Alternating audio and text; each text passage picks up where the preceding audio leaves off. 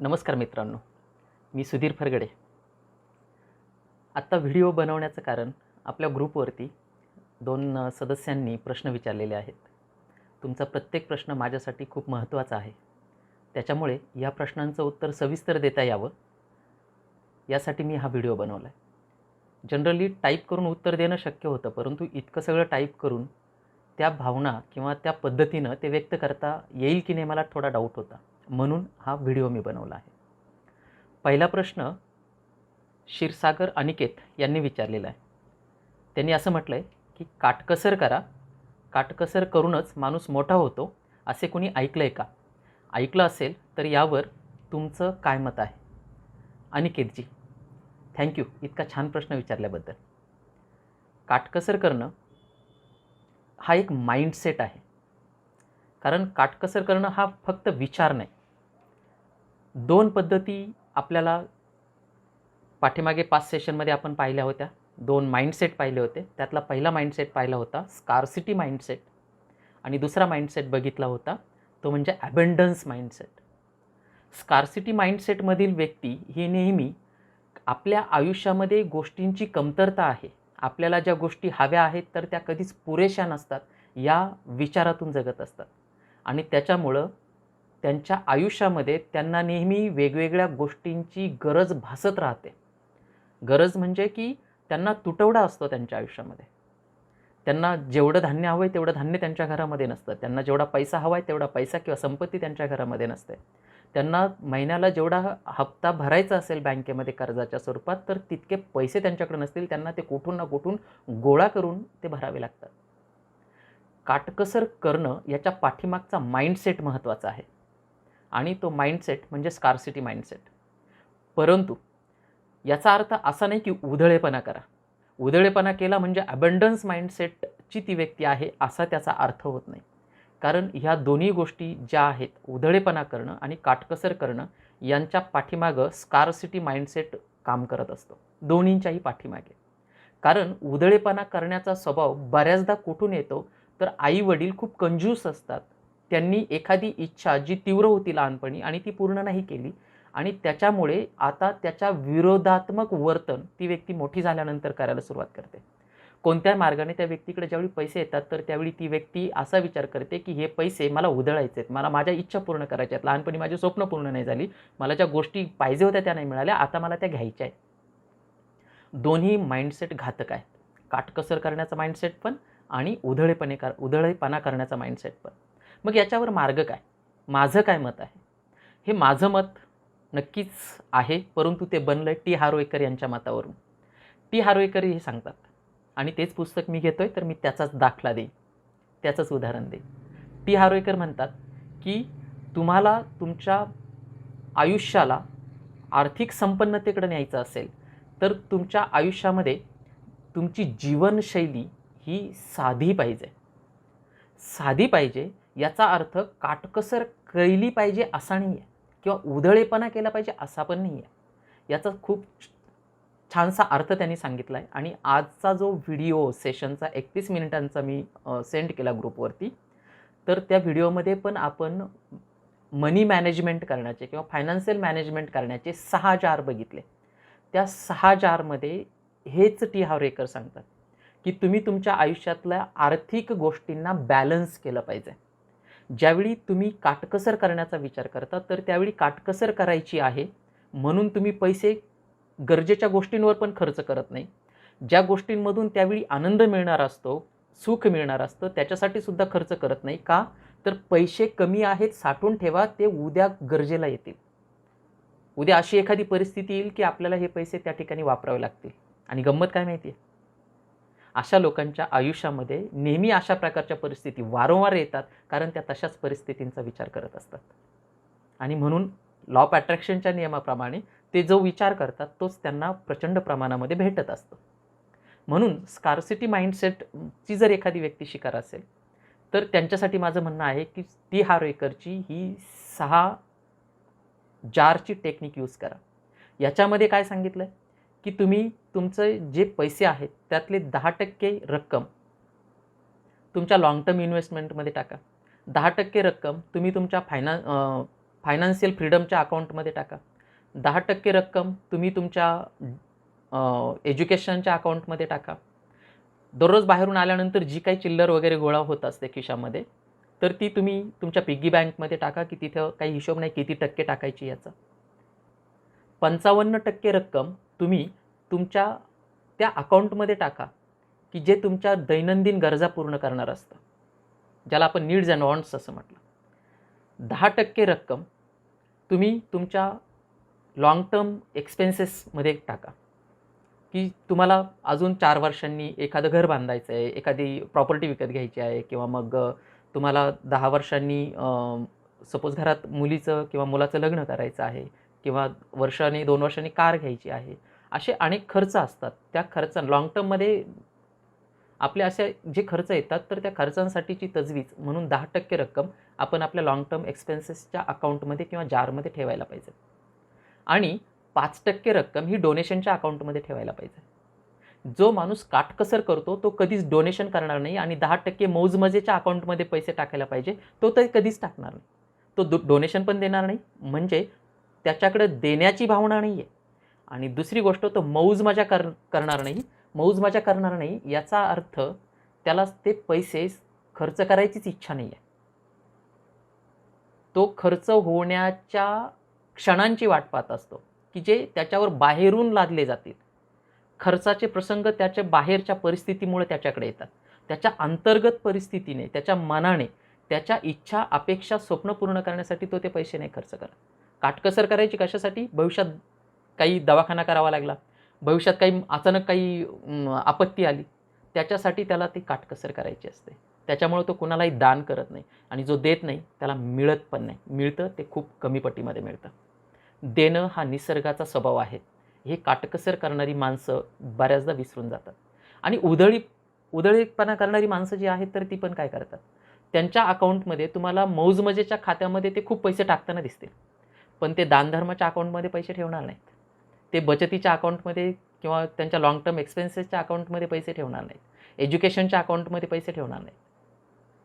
ते त्यांचे सगळे पैसे मौजमजेच्या अकाउंटमध्ये ठेवतील, आणि त्याच्यामुळे ही लोकं पुढे जाऊन फायनान्शियली ब्रोक होतात. फायनान्शियली ब्रोक होतात म्हणजे यांचा फायनान्शियल फ्रीडम यांना मिळत नाही, आणि तो फायनान्शियल फ्रीडम नाही मिळाला त्याच्यामुळे दररोजच्या जगण्याचं स्ट्रगल त्यांना करावं लागतं. म्हणून पहिली गोष्ट, उधळेपणा पण नको आणि काटकसर पण नको, या दोघांचा मध्यम मार्ग. जी कमाई केली आहे ती 10% 4 जारमध्ये टाकायची, 5% एका डोनेशनच्या जारमध्ये टाकायची, आणि 55% जी आहे तर ती डेली नीड्स अँड वॉन्टच्या अकाउंटमध्ये टाकायची. म्हणजे तुम्ही जेवढे पैसे कमवाल तर त्याच्यातून काही पैसे तुम्ही उधळाल स्वतःवर. 10% रक्कम तुम्ही दिवसाचे किंवा महिन्याचे तुम्ही स्वतःवर उधळाल, स्वतःच्या कुटुंबावर उधळाल. त्याच्यातून तुम्ही तुमच्या रिच लोक जशी राहतात त्या प्रकारचा फील तुम्ही घ्याल. चांगल्या हॉटेलमध्ये जाल आणि त्या ठिकाणी जाऊन तुम्ही त्या हॉटेलचा तो अनुभव घ्याल. चांगले कपडे खरेदी कराल, चांगल्या प्रकारच्या वस्तू, ब्रँडेड वस्तू तुम्ही खरेदी कराल स्वतःसाठी, आणि याच्यामुळे तुमचं ते रिचनेसचा जो माइंडसेट आहे, अबंडन्सचा जो माइंडसेट आहे, तो आणखीन मजबूत होईल, आणि तुम्हाला तसं जगण्यासाठीच्या आणखी संधी तुम्हाला भेटतील. याचा उधळेपणाशी काहीच संबंध नाही आहे. कारण तुम्ही गुंतवणुकीचे पैसे गुंतवणुकीकरता बाजूला ठेवलेले आहेत, डोनेशनचे पैसे डोनेशनसाठी बाजूला ठेवलेले आहेत, लाँग टर्म एक्सपेन्सेसचे बाजूला ठेवलेले आहेत, आणि दैनंदिन गरजांचे पैसेसुद्धा तुम्ही बाजूला ठेवलेले आहेत. त्याच्यामुळे काटकसर करणं आणि उधळेपणा करणं यांच्यामधली जी जीवनशैली आहे ती या सगळ्यांना बॅलन्स करून जगण्याची, आणि ती मधली जीवनशैली म्हणजे साधी जीवनशैली. साधी जीवनशैली. सो काटकसर करण्यापाठीमागचा हा जो विचार आहे, तर हा टी हार्वेकर यांच्याकडून मी इन्स्टॉल केला माझ्या ब्रेनला.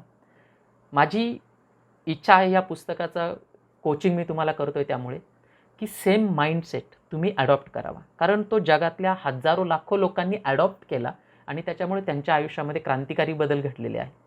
मग जर लाखो लोक ज्या रस्त्यावर चालले आणि त्याच्यावरून त्यांना यश मिळालं, तर मग आपणही त्याच रस्त्यावरून चालल्यावर आपल्याला यश मिळणार की नाही मिळणार, या प्रश्नाचं उत्तर तुम्ही शोधायचं आहे. थँक्यू. मला वाटतं अनिकेतजी मी तुमच्या प्रश्नाचं उत्तर दिलेलं आहे. दुसरा प्रश्न रिसेंटली धनंजय मोरे सरांनी विचारलेला आहे. त्यांचा प्रश्न आहे, सर आम्हाला आता शिक्षणाचे खर्च नाहीत, तर ते 10% कुठे खर्च करावे? खूप सुंदर प्रश्न आहे. Really I appreciate that question. आपल्याला जी ट्रेडिशनल एज्युकेशन सिस्टम आहे त्या एज्युकेशन सिस्टमने असं शिकवलं आहे की BA, BCom, BSc, degree, diploma किंवा एक ठराविक साचा UG PG किंवा 10वी 10+2चा फॉर्मॅट, एवढं जे शिक्षण आहे हे शिक्षण झालं की परत आयुष्यभर शिक्षण नाही घ्यायचं. पण असं होत नाही आयुष्यामध्ये.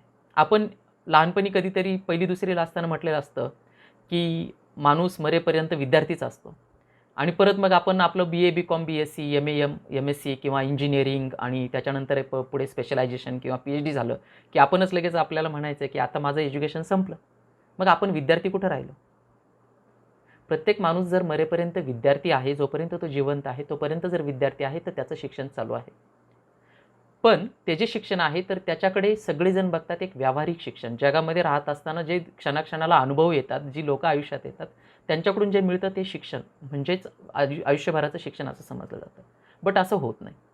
जी व्यक्ती 10 वर्षापूर्वी 20 वर्षापूर्वी कॉमर्समधून ग्रॅज्युएट झालेली आहे, आता त्या कॉमर्सच्या त्यावेळच्या ज्ञानाचा त्याने उपयोग केला आणि त्याने एक बिझनेस सुरू केला. पण तेव्हा ज्या काही बिझनेसच्या स्ट्रॅटेजी होत्या त्या शिकून 10 वर्ष झाली. आज स्ट्रॅटेजी बदलल्या. आज कॉम्पिटिशन आणि मार्केट स्टाईल बदलली. कस्टमर ॲक्विजिशन चेंज झालं.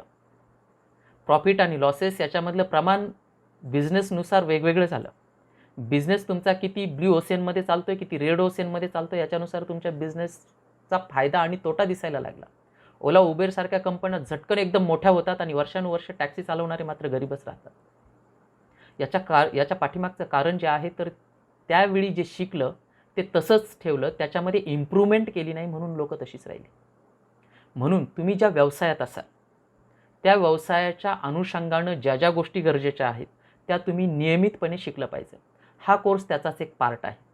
मग तुमच्या प्रश्नाचं साधं सोपं सरळ उत्तर, तुम्ही जर नोकरी करत असाल तर तुमच्या नोकरीच्या अनुषंगाने वेगवेगळ्या प्रकारचे ट्रेनिंग प्रोग्राम घ्या. तुम्ही जर व्यावसायिक असाल, उद्योगधंदे करत असाल तर उद्योग व्यवसायामध्ये तुम्हाला ज्या गोष्टींची गरज वाटते की या गोष्टी तुम्हाला शिकल्यानंतर तुमच्या बिझनेससाठी डेव्हलप करायला अधिक फायदेशीर ठरतील तर तुम्ही त्या प्रकारचं शिक्षण वेगवेगळ्या माध्यमातून घेतलं पाहिजे. इवन तर मी आग्रह करेल की तुम्ही या ग्रुपशी जॉईन राहा.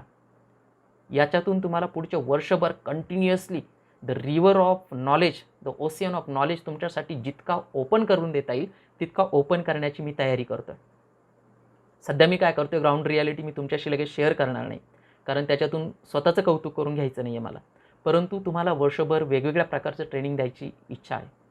तुम्हाला अजूनही मार्केटमध्ये खूप चांगली लोकं आहेत. माझ्यापेक्षा अनुभवाने, ज्ञानाने, शिक्षणाने संपन्न असलेली खूप सगळी लोकं आहेत. त्याच्यातलेही तुमच्या व्यवसायाच्या अनुषंगानं, नोकरीच्या अनुषंगानं आणि ज्यांचे शब्द तुम्हाला सहज समजतात, तुमच्या अंतःकरणाला भिडतात, त्यांच्याकडून तुम्ही वेगवेगळे कोर्स शिकू शकता.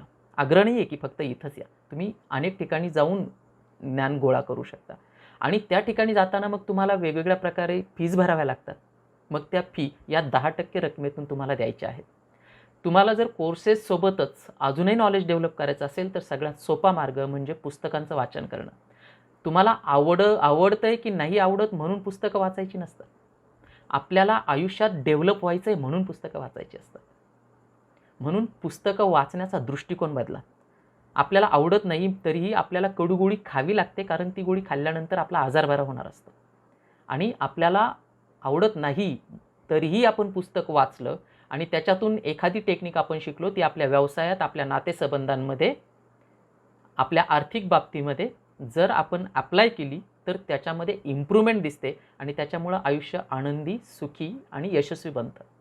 मला वाटतं त्याच्यासाठी प्रत्येक व्यक्तीनं जी 10% रक्कम आहे त्याची महिन्याची, दिवसाची, वर्षाची, जी त्याने स्वतःच्या कमाईतून मिळवलेली आहे तर ती 10% रक्कम स्वतःला आणि स्वतःच्या कुटुंबाला आफ्टर ट्रेडिशनल एज्युकेट करण्यासाठी वापरली पाहिजे. पारंपरिक शिक्षण संपलं, आता त्याच्यानंतर ज्या गोष्टी गरजेच्या आहेत आयुष्यासाठी त्याच्यासाठीचं शिक्षण घेतलं पाहिजे. नातेसंबंधांचं शिक्षण घेतलं पाहिजे, व्यवसाय उभारणीचं शिक्षण घेतलं पाहिजे, नोकरी आणि फॅमिली लाईफ यांना बॅलन्स करण्याचं शिक्षण घेतलं पाहिजे.